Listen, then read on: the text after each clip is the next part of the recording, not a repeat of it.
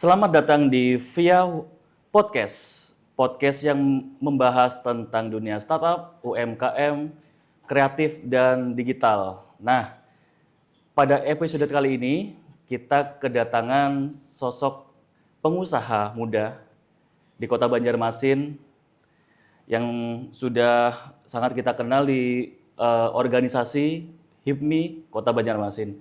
Selamat siang, Bapak Ridwan. Siap. Kita akan ngobrol-ngobrol tentang HIPMI Kota Banjarmasin dan program yang akan kita bahas di podcast kali ini.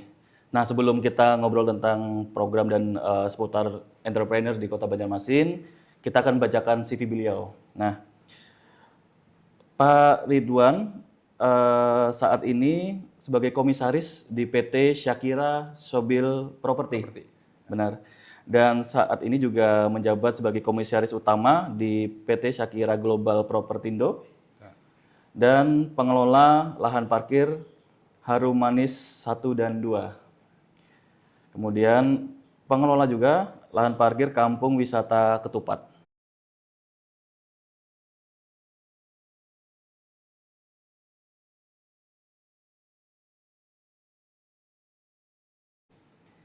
Kemudian saat ini Wakil Ketua Umum Bidang Konstruksi, Pemukiman dan Tata Kelola Kadin Kota Banjarmasin, serta yang saat ini terbaru PLT Ketua Umum BPC HIPMI Kota Banjarmasin. Oke. Selamat siang Pak, apa kabar? Siang baik, alhamdulillah. Alhamdulillah. Saya lihat juga di sosial media banyak program ya Pak ya, atau kegiatan terkait juga entrepreneur dan organisasi ya Pak ya. Ya. Ya. Nah, mungkin kita akan ngobrol-ngobrol bagaimana sih peran dan misi utama dari HIPMI Kota Banjarmasin. Oke. Dalam mendukung pengusaha-pengusaha muda di Kota Banjarmasin yang terus akan berkembang nih Pak. Nah, mungkin gimana sih Pak kita dari Bapak sendiri tentang peran dan misinya HIPMI Banjarmasin. Silakan. Jadi keberadaan HIPMI di Banjarmasin itu saya rasa pasti sangat dibutuhkan oleh pemuda-pemuda Banjarmasin. Karena banyak alumni-alumni HIPMI itu yang berhasil. Misal contoh, saya pribadi dulunya bukan siapa-siapa. Okay. Tidak dikenal orang, lagi merintis usaha. Pada saat itu saya masuk ke HIPMI sebagai kompartemen. Naik setelah itu jadi ketua bidang, setelah itu jadi sekretaris, dan saat ini jadi PLT Ketua HIPMI Banjarmasin. Nah, dengan adanya HIPMI, kami akhirnya belajar terkait tentang organisasi, terkait administrasi, dan dengan adanya HIPMI, kami akhirnya berjejaring. Dan jejaring HIPMI itu tidak hanya di Banjarmasin atau Kalsel, tapi nasional. Contoh kemanfaatan HIPMI itu seperti saat ini kayak Bang Rikfal, Ketua DPRD Banjarmasin, yang periode saat ini, beliau itu merintis karirnya salah satunya juga dari HIPMI. Itu pengakuan beliau. Karena beliau berHIPMI, berjejaring, walaupun suara beliau tidak terlalu banyak, tapi jaringannya sampai nasional, sehingga dapat rekomendasi dari Pak Bahlil untuk menjadi ketua DPR. Nah, jadi itu hebatnya jejaring HIPMI ini. Benar. Pak Bahlil, Pak Menteri, itu juga diawali karirnya di HIPMI. Setelah beliau jadi ketua HIPMI BPP pusat, ikut di tim pemenangan, setelah itu direkomendasikan jadi menteri dan sampai saat ini jadi menteri.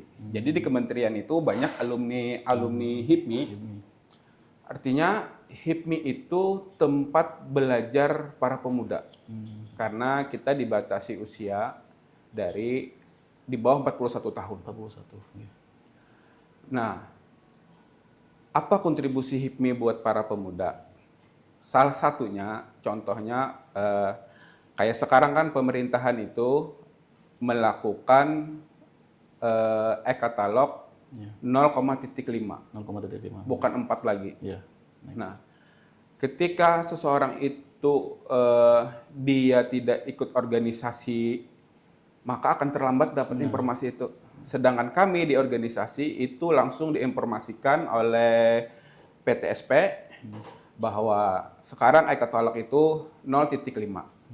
Nah, kita tanya ke Kadis kan, ke Pak Ari, minta tolong dong kasih pelatihan buat teman-teman kita HIPMI. Alhamdulillah kemarin sudah ada beberapa teman-teman belajar dan insya Allah tanggal 27 ini ada lagi materi itu. Artinya peran kita itu terkhusus untuk pengusaha muda yang bergabung di HIPMI. Dan yang kabar baiknya lagi, untuk saat ini kita di HIPMI itu agak kita longgarkan, Mas. Kalau dulu itu kan harus mempunyai NIB atau harus pengurus di perusahaan. Jadi UMKM yang kadang mempunyai CP atau PT itu tetap bisa, cuman bukan jadi pengurus inti. Iya, benar. Jadi anggota. Nah, itu tinggal kita lajarilah mereka untuk naik kelas. Jadi ketika saya ditunjuk jadi PLT pada saat itu, saya sampaikan kepada teman-teman bahwa sudah cukup kita untuk melakukan kegiatan yang istilahnya cuma membranding diri. Iya, benar. Tugas kita saat ini, kita ini bukan tulang punggung organisasi. Kita ini tulang punggung keluarga. Jadi eksisnya itu harus dua, jangan HIPMI-nya aja. HIPMI-nya eksis, para pengusahanya juga menghasilkan. Artinya setiap kegiatan kita hitung apa outputnya gagasan keluarga kita. Jangan sampai kita mempunyai kegiatan yang sibuk, cuman tidak menghasilkan.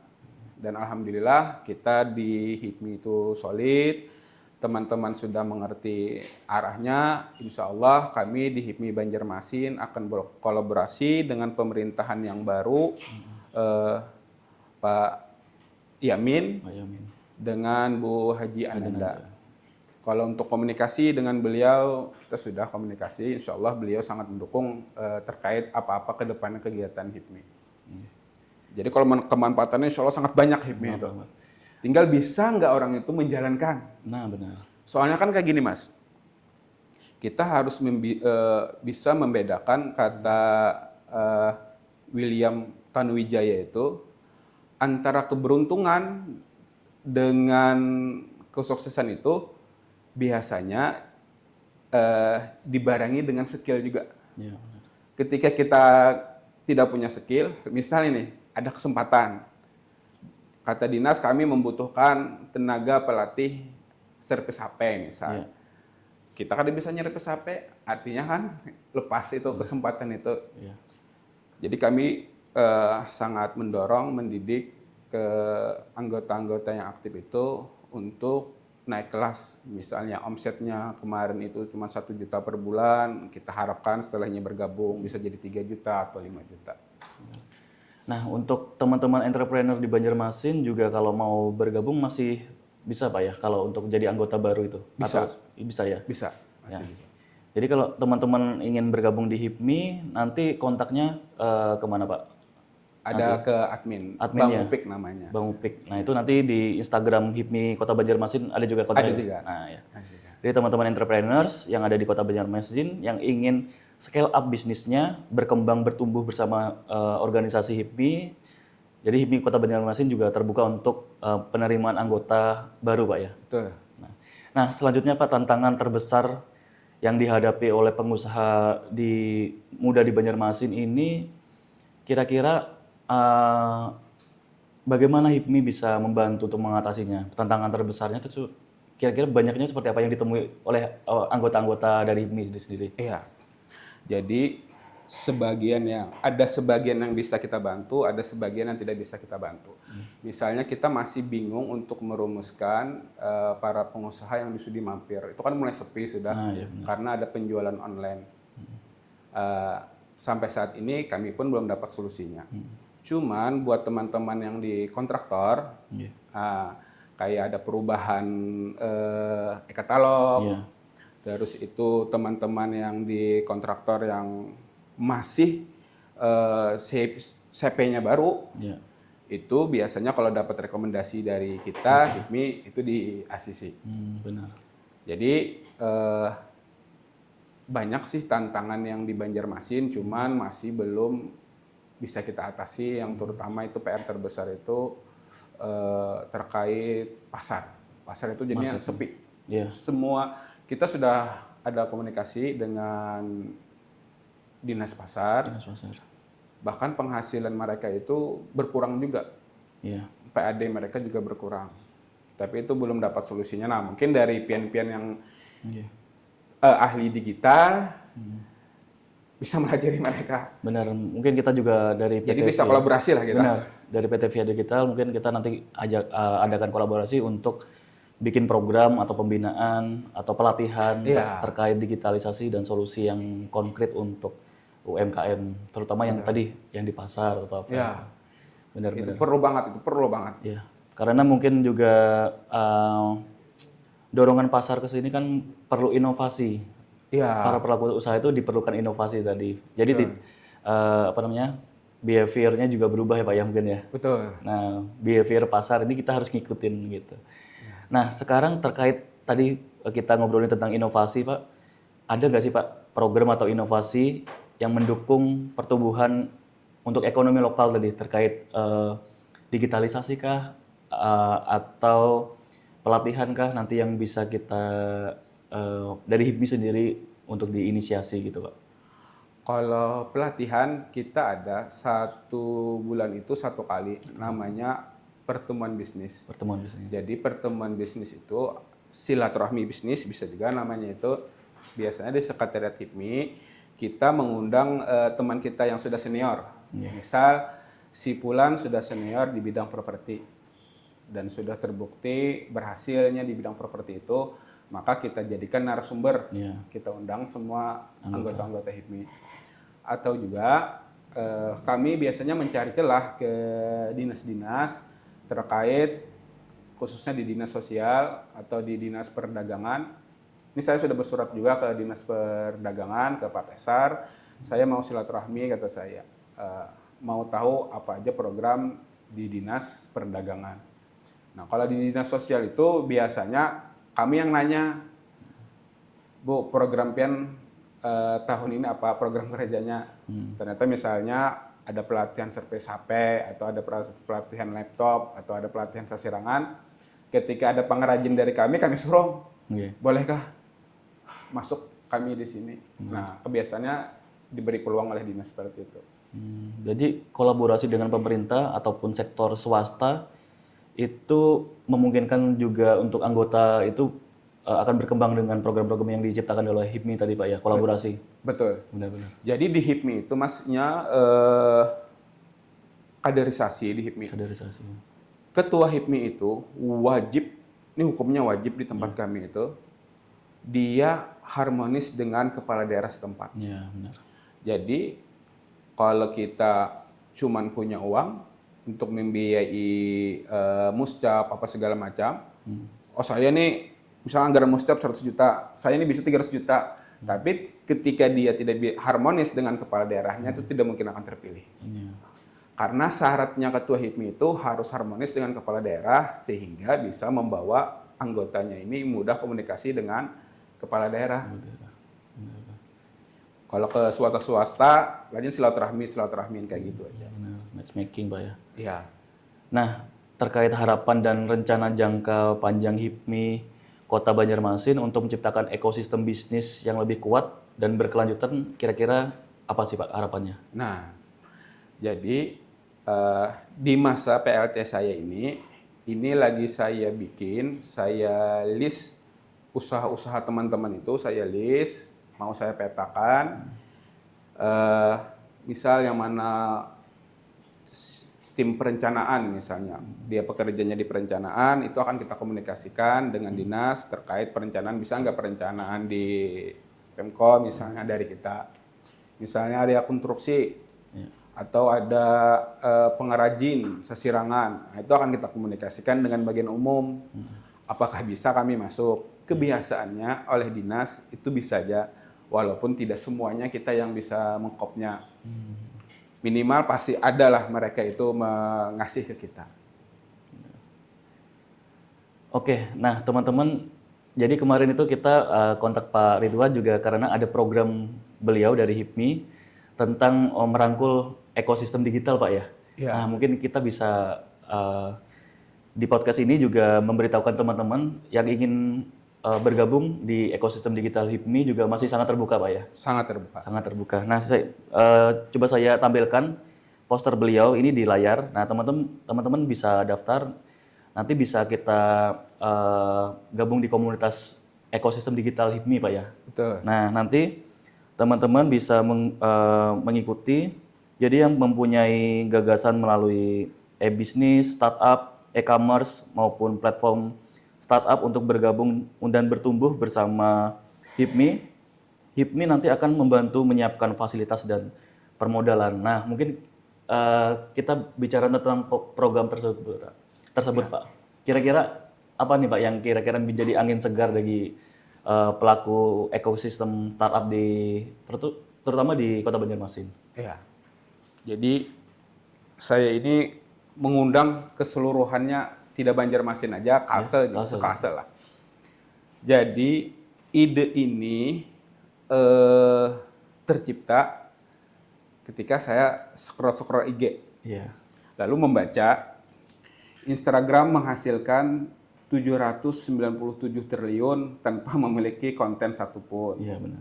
Uber menghasilkan 595 triliun tanpa menghasilkan tanpa memiliki mobil satupun. Shopee menghasilkan 175 triliun tanpa memiliki produk satu apapun. Iya.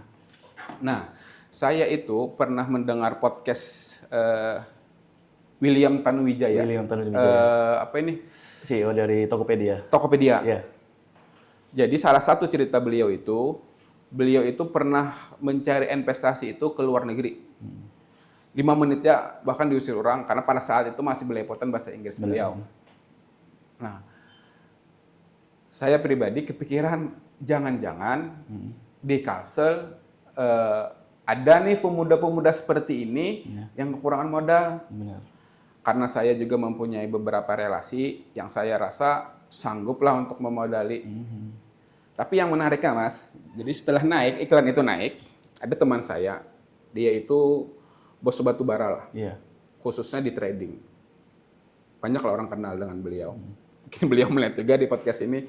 Jadi bos Wong itu nelpon saya, Bro Jar, bagus itu programnya. Nah, saya engage, bagus program. Aku bolehlah ikut. Nah, ulun tanya kan, Pian mau ikut jadi apanya? Apa mempunyai program atau mau jadi apa? Enggak aja, aku jadi investornya, kata beliau. Kata saya belum nyari investor nih, belum ngomong sama bos saya. Dan saya sendiri, kalau seandainya yang mendaftar ini banyak, saya kan saat ini per tanggal 20 tadi dapat amanah dari Pak Gubernur sebagai Dirop di Bangun Banua, Kalimantan Selatan, di Persda Kalsel. Nah, kalau ternyata yang mendaftar itu banyak, antusiasnya bagus, saya akan menyampaikan kepada Pak Gubernur bahwa izin Pak, ini anak-anak muda kita ini banyak program. Tapi saya seleksi dulu sebelum saya maju maksudnya. Nah, kalau programnya bagus dan yang mendaftarnya antusiasnya banyak, itu akan saya sampaikan ke beliau. Cuman yang jelas untuk saat ini, yang dari swasta pun sudah ada yang siap untuk berinvestasi. Jadi dasar saya mencari bibit-bibit itu karena kepikiran tadi itu, Mas. Scroll tentang motivasi lah. Karena saya sering mengikuti yang motivasi tampil itu. Saat ini kalau yang mendaftar banyak. Cuman yang mempunyai program itu cuman ada 4. Sedangkan kami tidak punya program. Kami hanya bisa memfasilitasi, misal terkait tempat, mereka kada punya tempat, kita fasilitasi tempat. Mereka misalnya kekurangan modal, kita datangkan fundernya. Siapa yang memodali, karena sistem bagi hasilnya seperti apa. Bisa aja kerjasama dengan pemerintah daerah juga bisa. Benar, jadi memang karena kita sebelumnya kan berawal dari komunitas startup juga Pak. Jadi banyak pelaku atau founders startup di Banjarmasin ini juga mereka bertumbuh, tapi memang ekosistemnya kurang ngebantu, terutama dari segi pemerintah ataupun investor. Nah makanya dengan program yang Bapak inisiasi tadi, bikin penjaringan ide dan nanti matchmaking dengan investor itu sebenarnya angin segar bagi startup di Banjarmasin gitu, terutama di Kalimantan Selatan ya. Jadi kita itu memang perlu dukungan dari pemerintah, dari organisasi seperti HIPMI untuk di matchmakingkan untuk validasi market, validasi tentang produknya sendiri. Nanti mungkin bisa kita bikin kolaborasinya seperti lomba pitching, ya kan? Setelah pitching idenya nanti baru dikurasi dan di matchmakingkan dengan para investor. Itu sangat menarik sih Pak. Karena memang event-event seperti itu seperti yang dilakukan juga di Jakarta. Ekosistem di Jakarta itu mereka banyak startup tumbuh itu karena memang ekosistem seperti itu sangat banyak bermunculan dari CSR-nya perusahaan ataupun dari pemerintah sendiri. Jadi inisiasi yang bagus Pak itu jadi angin segar bagi pelaku startup di Banjarmasin. Jadi nanti kita bisa yang mau daftar teman-teman yang melihat podcast ini bisa nanti klik saja formulir yang ada di caption, nanti kita cantumkan juga. Dan itu ada due date-nya Pak atau batas submit-nya dari Bapak targetnya? Belum ada. Belum ada ya? Nah, nanti kita akan umumkan program ini di via podcast. Nah, untuk Pak Ridwan sendiri melihat startup di Banjarmasin harapannya sebenarnya seperti apa sih Pak? Agar startup ini bisa bertumbuh seperti halnya startup-startup yang ada di Jakarta. Jadi yang saya lihat teman-teman di startup ini mengira bahwa pemerintahan itu tidak peduli dengan mereka. Sedangkan pemerintahan sendiri menunggu-nunggu kedatangan mereka ini. Yang satu nggak mendekat, yang satu bingung. Startup mana lagi yang didukung? Buktinya pemerintah itu peduli dengan startup, UMKM dan lain. Di zaman Pak Ibnu Sina itu beliau menganggarkan 2.500 UMKM. Ada beberapa anggota HIPMI yang masuk situ. Saat itu kita yang memonitornya karena rekomendasi kita. Mereka dibantu oleh pemerintah, disewakan toko dalam 1 tahun. Terus itu dikasih fasilitas servis laptop. Semua fasilitasnya ditanggung pemerintah, sewanya 1 tahun. Kalau selama 1 tahun, sebelum 1 tahun mereka berhenti buka toko itu barangnya diambil lagi oleh pemerintah. Tapi kalau misalnya mereka lebih 1 tahun, memperpanjang kedua harus bayar sendiri. Ada tanggungan pemerintah lagi. Nah, itu alat-alatnya diberikan oleh pemerintah. Jadi saya rasa ini karena kurangnya silaturahmi antara pengusaha kita dengan pemerintah. Jadi lalu seolah-olah dikira pengusaha bahwa pemerintah ini tidak peduli dengan UMKM, startup, padahal sedangkan pemerintah ini menunggu juga.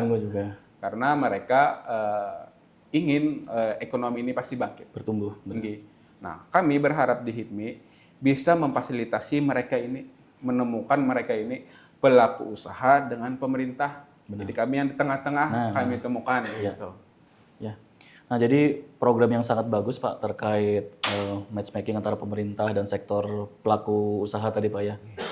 Nah, mungkin kita sudah sampai di ujung acara dan mungkin closing statement Pak terakhir. Harapan Bapak terkait dengan startup di Banua ataupun digitalisasi tentang UMKM yang naik kelas bersama dengan HIPMI seperti apa? Silakan.